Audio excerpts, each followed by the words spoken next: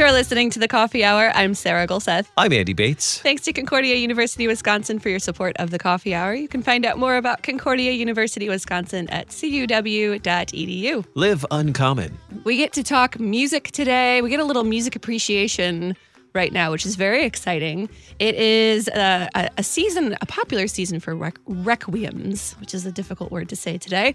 But today we get to talk about Mozart's Requiem and requiems in general, how we understand them as Lutherans. So joining us today is the Reverend Brian Hamer, U.S. Navy Chaplain, and he also writes the monthly column, Lifted Voice for Around the Word, Theology for the Curious Christian at whatdoesthismean.org, where I believe you've written about requiems before, haven't you, Brian?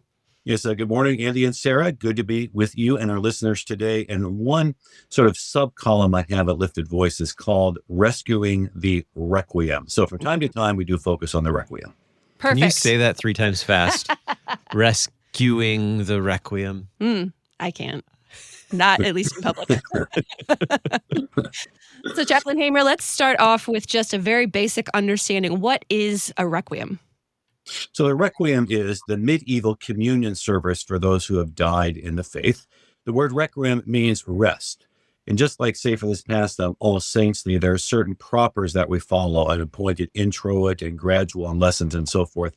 The introit for the medieval Mass for the dead starts with the word Requiem.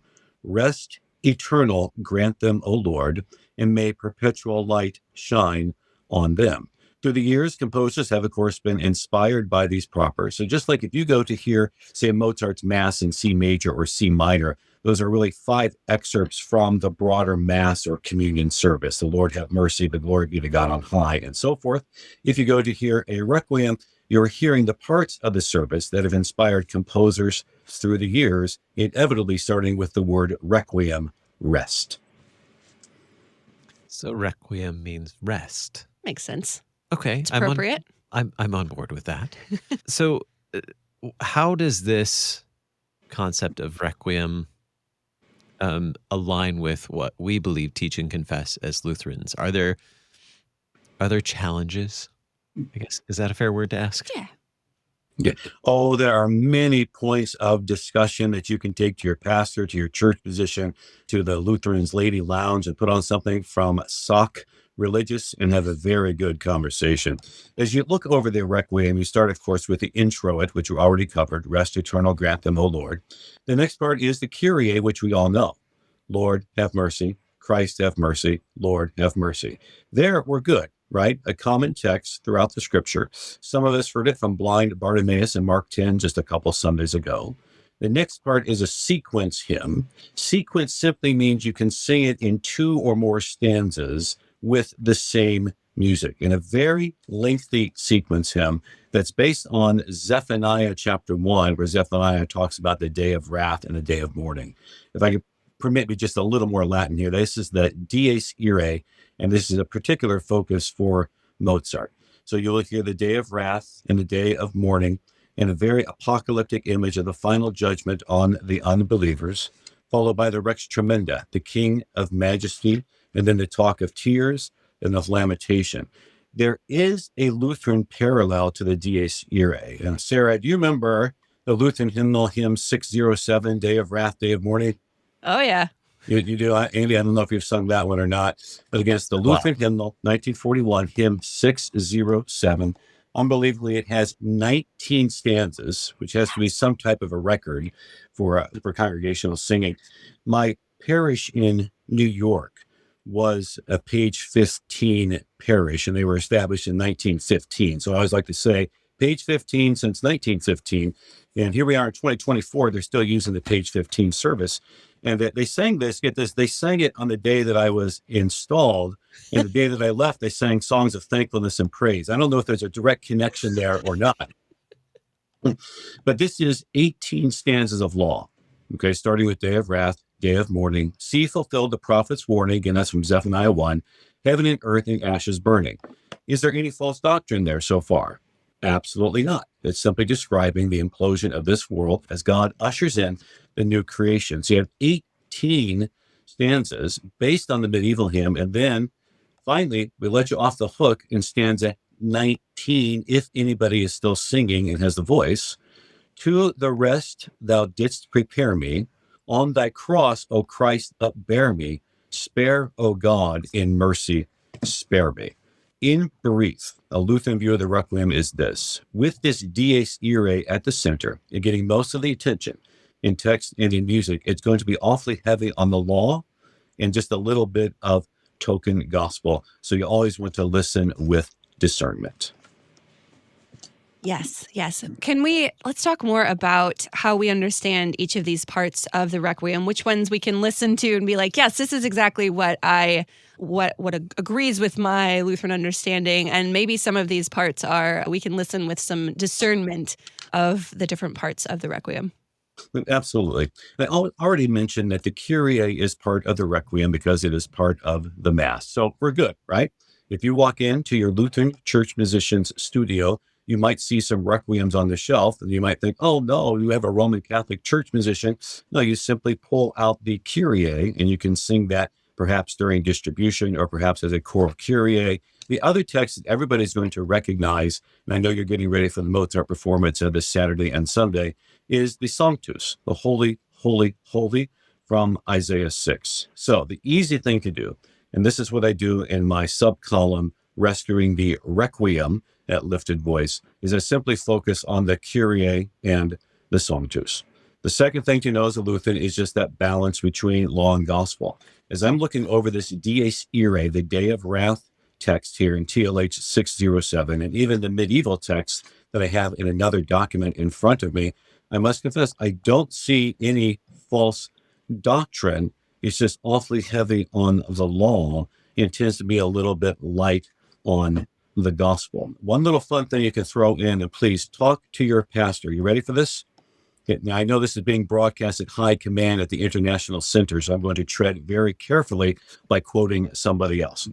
The Apology of the Augsburg Confession, Article 24, paragraph or section 94. Regarding the adversaries quoting the fathers about offerings for the dead, we know that the ancients speak of prayer for the dead, which we do not ban. Melanchthon said it, not me. Ancient prayers for the dead, which we do not ban. So when you go to a Lutheran funeral in the rite of Christian burial, listen carefully. Are we not at least offering a benediction that God would continue to fulfill his blessed promise of everlasting life for the deceased and or for us? And I should probably leave it there. The other thing you can take to the Mozart this weekend is this. You know the transcendent values, truth, beauty, and goodness. That's a link between good choral music in the concert hall and what we believe in the Lutheran Church. Truth, beauty, and goodness. You are going to hear astounding beauty in this Requiem. You will certainly hear plenty and experience plenty of goodness. Think of the way people react. I once sat down at a Fort Wayne Philharmonic concert as a seminary student, and the seminary student next to me, as we sat down preparing for the concert, said, you know, Brian, there's more reverence here than in some churches. And I said, yes, absolutely there is, because there's something happening there that's true of goodness.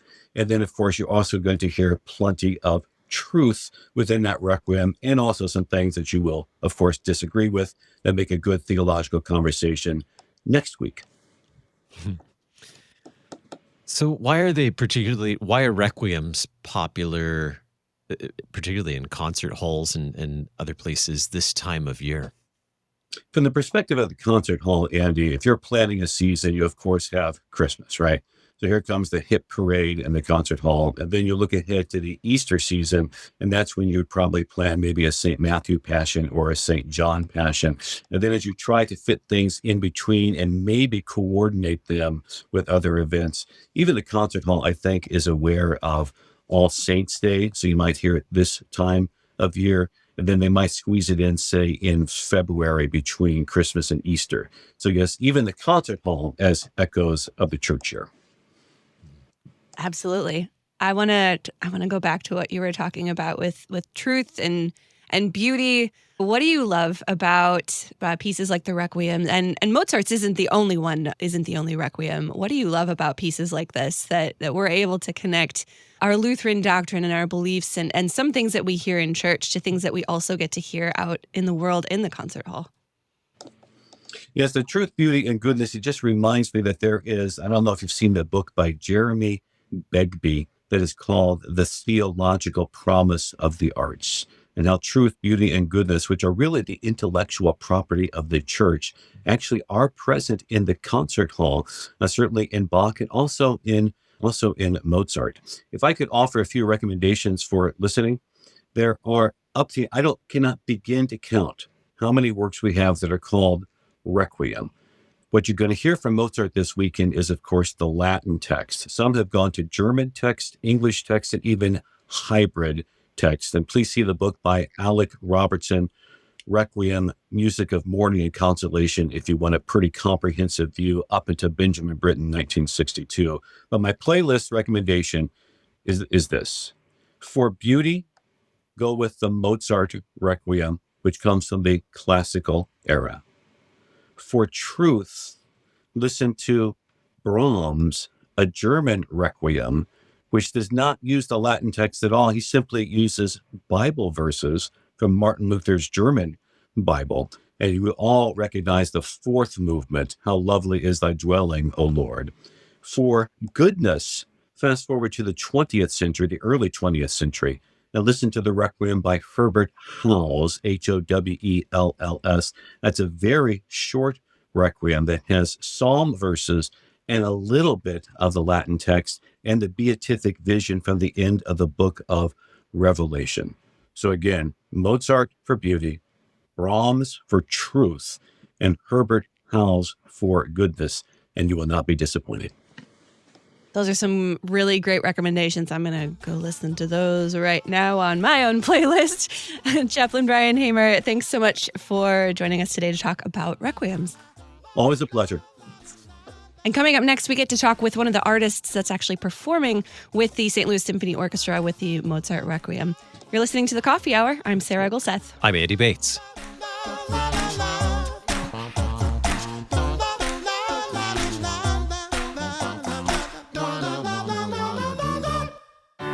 At Concordia University, Wisconsin, we believe you were created for a reason, to use your God-given gifts to help others, to live a life of self-sacrifice in a me-first world, to live a life that's uncommon. Whether you're taking one of 50-plus online programs or learning with us in person on the shores of Lake Michigan, you'll be equipped to make an uncommon impact. Learn more at cuw.edu. Concordia University, Wisconsin. Live uncommon. Oh, this wooden toy set is really, really fun. It is. We could pretend it's like real life. Kids love to play, and play that points to Jesus is a big part of a child's faith journey. Wooden toys from Wicking Vicar do just that, growing the faith through play. Wicking Vicar's Children's Church Play Set lets little ones delve into the divine service, and the Children's Advent Wreath is a safe way for kids to make the Advent tradition their own. Solid wood and heirloom quality for children ages 3 and up. Order yours today at wickingvicar.com and click on Wooden Toys in the menu bar. This Christmas, gift the children in your life faith-building wooden toys from Wicking Vicar.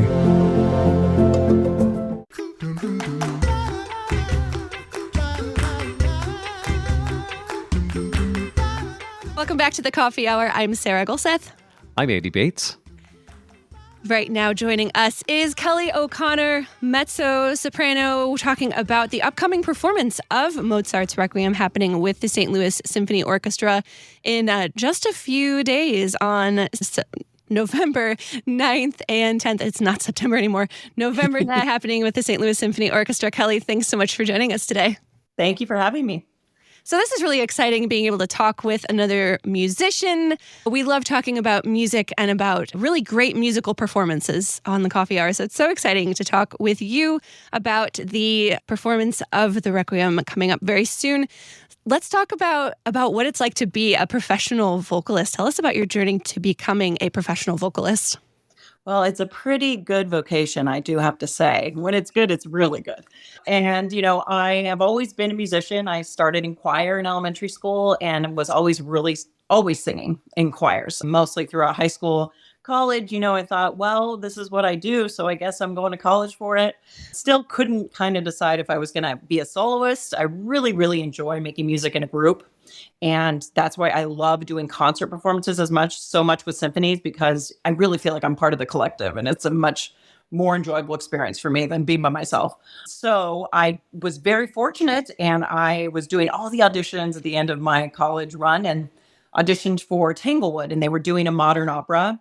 And the composer picked me out of, who knows how many. And he said, I like her low voice and she looks like the character that I want her to play. So it worked out. And at the time he said I had, one eyebrow. So he liked that. That was not true, but we're going to go with that.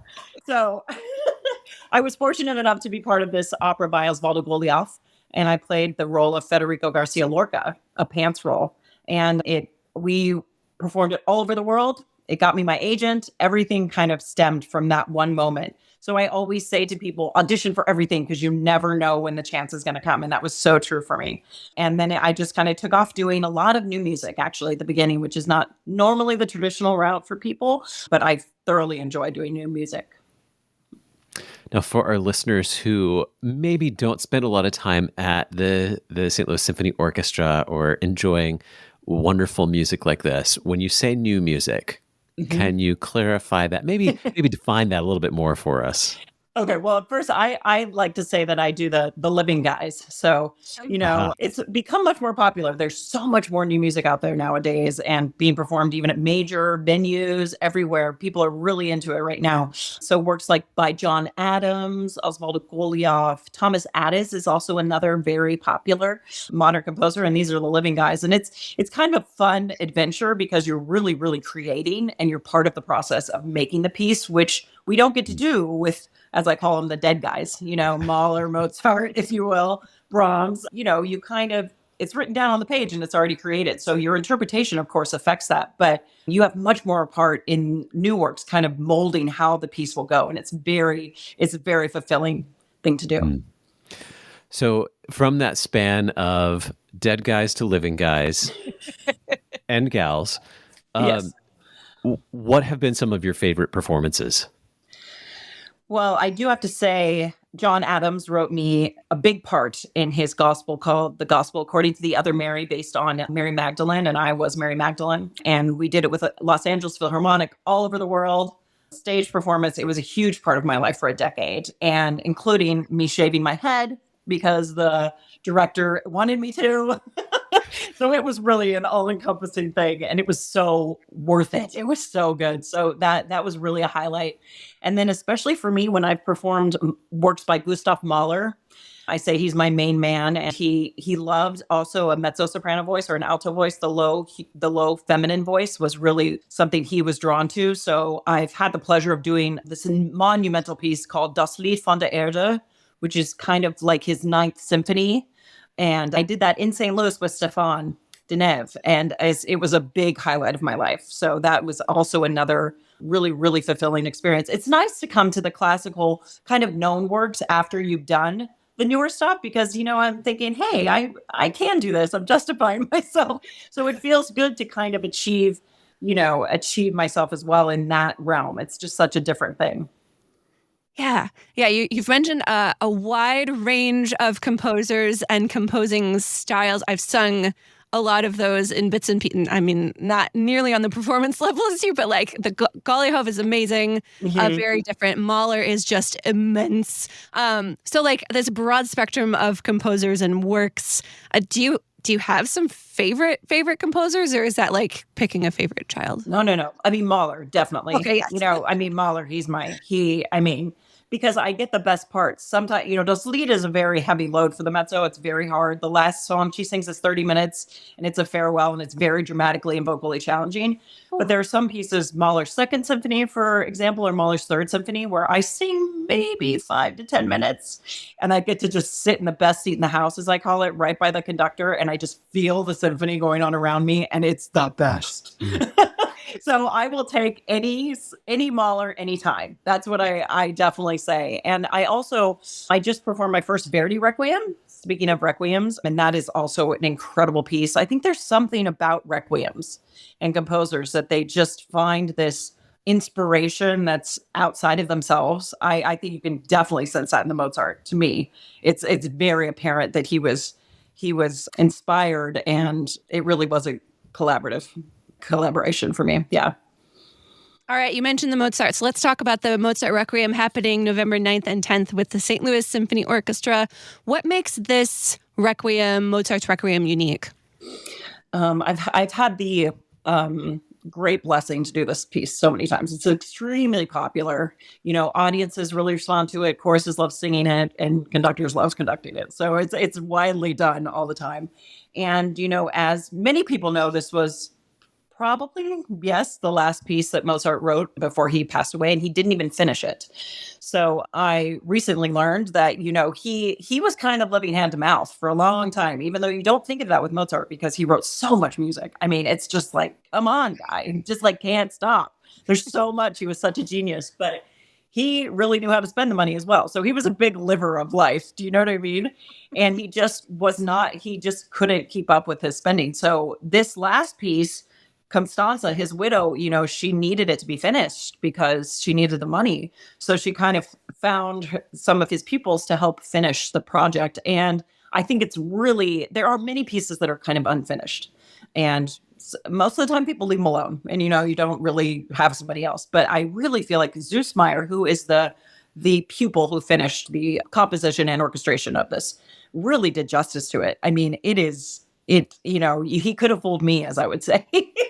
It's so beautiful. And I just feel like it really is also a deeper, more reflective side of Mozart that we don't always get. He's a very humorous composer. He's one of the few that I think really exposed all sides of himself. And, he wasn't always down in the dumps. He really lived life and he was joyful. So I think this is a very profound piece for someone like him.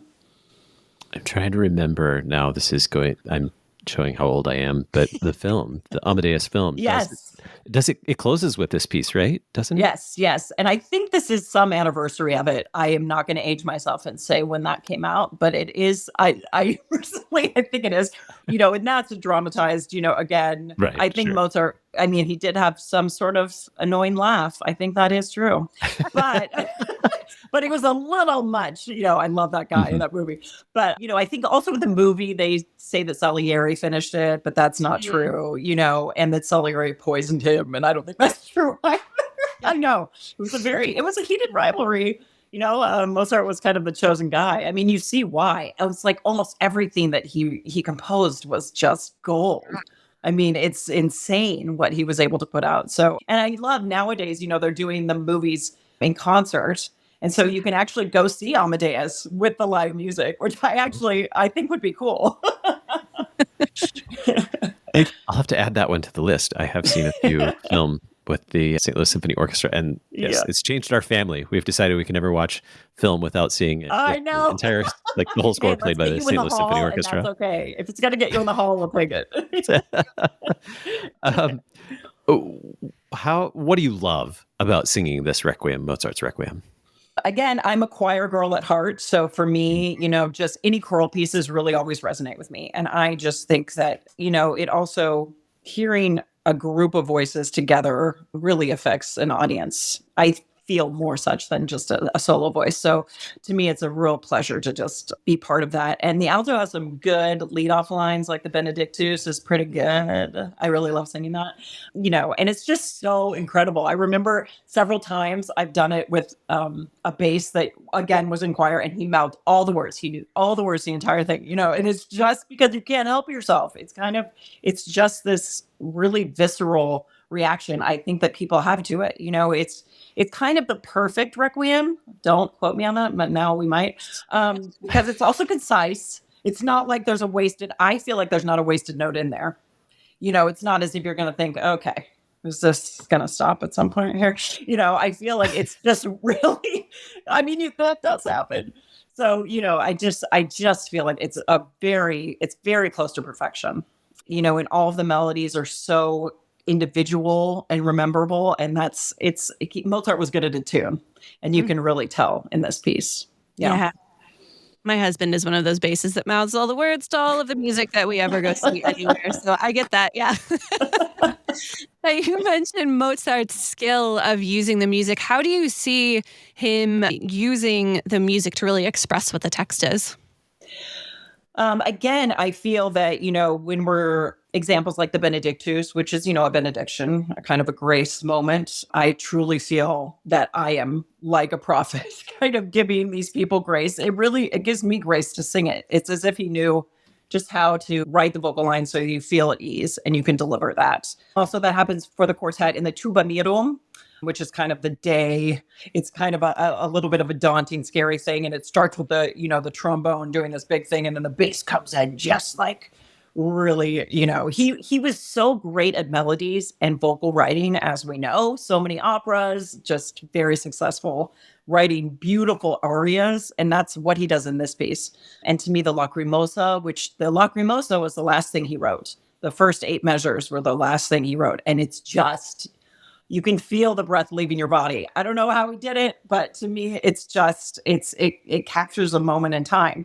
So it's really such a complete work. What are you looking forward to most with like 30 seconds left? Okay. Well, I have done this piece many times, but I've never done it with Stefan Deneuve. So I'm very excited to hear his interpretation. He's a very detailed, very passionate and artistic conductor, and he always has great ideas. So I'm very much looking forward to seeing what he does with it. Yeah, his interpretations of things are always very special. So yes, that completely is spot on. Where can we learn more about you and the St. Louis Symphony Orchestra? Okay, I have a website. It's kelleyo'connor.com, and you can also visit the St. Louis Symphony Orchestra website at slso.org, and we hope to see you on November 9th and 10th. Fantastic. We'll put those links in our show notes today. Kelley O'Connor, mezzo-soprano, thanks so much for joining us today on The Coffee Hour. Thank you for having me. You've been listening to The Coffee Hour. I'm Sarah Gulseth. I'm Andy Bates. The Coffee Hour with Andy and Sarah is a production of KFUO. To support The Coffee Hour and KFUO Radio, visit KFUO.org. You can also text KFUO to 41444 or send an email to gifts@KFUO.org. And you can call us at 800-844-0524. KFUO. Christ for you, anytime, anywhere.